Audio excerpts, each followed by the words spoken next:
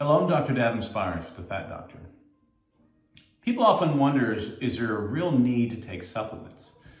Well, in my experience, that sometimes people have true deficiencies and supplements can help, mitigate that lack of something essential in the system. But at the same time, I'm a big believer that if you truly eat a well-balanced, healthy diet, which may not be what people think it is, then you're satisfying all the nutritional requirements of the body and you don't need to supplement. However, because of our modern diet, our modern lifestyles, like we're not out in the sun all day long like we used to be, right? We're not necessarily eating grass-fed, grass-finished beef all the time. And so there are certain things, and we're not out there fishing in the North Atlantic Sea on our own to get fish. So certain things I do recommend supplementing, especially while on our program, because we want to optimize these levels and really give our body the ability to optimize itself. So when I look at supplements, the things I like to look at is, one, can we absorb it? Can we utilize it? And so with our program at the Fat Doctor, I do recommend supplementing three things, right? One is MCT oil, or medium chain triglyceride oil. And the reason for this is pretty straightforward, is that it helps our body transition faster into the fat burning state, because the medium chain triglycerides, which are like 6, 8, and 10 carbon long saturated fats, is that for whatever reason, when they go from the stomach to small intestine, they get immediately absorbed, sent to the liver, and in the liver, they get converted into ketones, and these ketones within 30 minutes can help fuel the brain and fuel the muscle. So it helps our body transition faster into that fat burning state. Second thing I recommend is a combination of vitamin D3 plus vitamin K2. Now, most people know about D3, it's kind of your sunshine hormone. It's important for absorbing calcium, but it's also part of like 10,000 other processes in the body, from brain health, muscle function, healing, anti-inflammatory effects. Data showing now it helps with cell differentiation, which helps prevent cancer and those kind of things.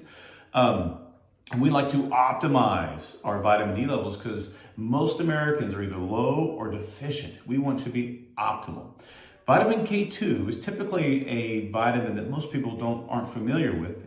And I like to describe vitamin K2 as vitamin K from animal sources, right? Even though you can get it from like fermented soybeans or natto, all right? So vitamin K2 is from animal sources and vitamin K1 is from plant sources, and it's absolutely critical for blood clotting. You don't have enough vitamin K1, you will literally bleed to death. That's how the older anticoagulants work.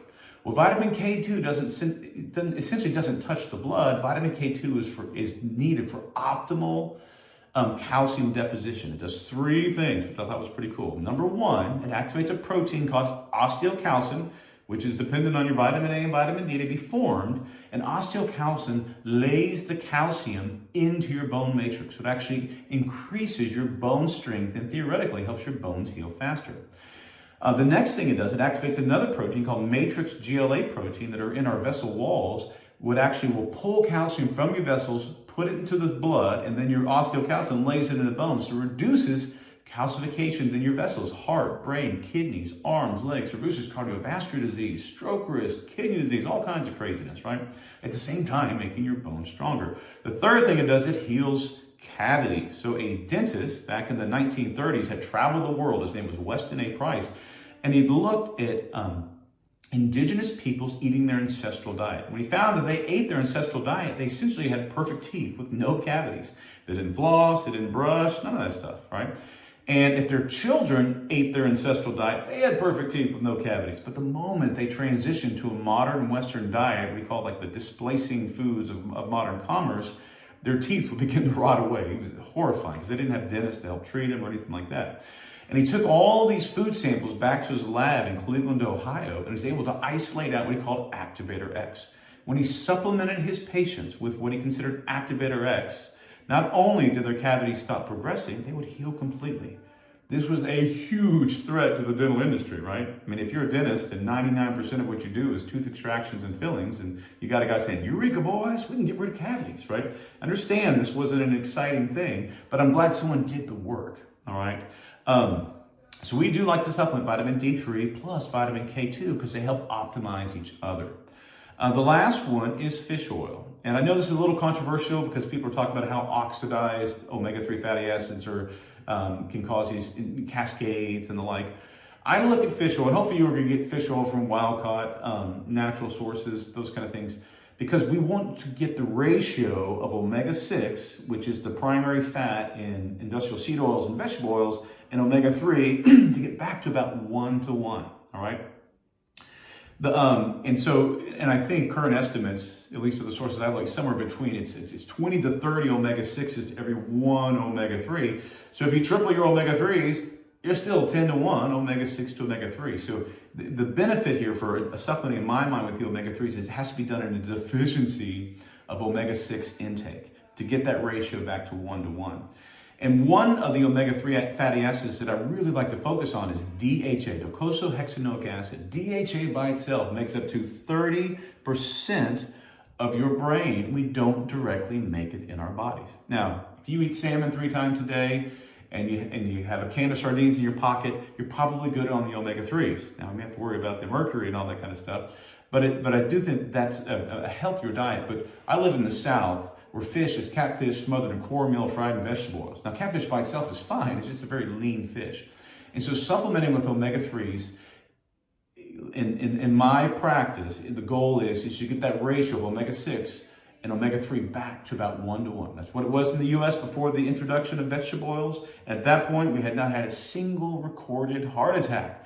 The first recorded heart attack in the U.S. was 1912. And you're like, well, what happened? Well, in 1911, Crisco hit the market, right? In 1900, cottonseed oil hit the market, right, to the general public. Before that, we didn't have any industrially produced vegetable oils or seed oils that were available to the public. And we didn't have heart disease in the same way that we do today, where it's the leading cause of death. And there's more vegetable oils in the diet than ever before. The problem with the omega-6, linoleic acid in particular, is that its half-life in our body is about 680 days. So it takes almost 2 years for us to clear half of that omega-6. So it's kind of a lifetime commitment to avoid eating industrial seed oils, that's canola, soybean, safflower, cottonseed, corn, peanut, West Missoula, grapeseed, margarine, Crisco, because of their omega-6 content. And it takes years for that to slowly clear itself out of our system. But as it does, you begin to feel better and better.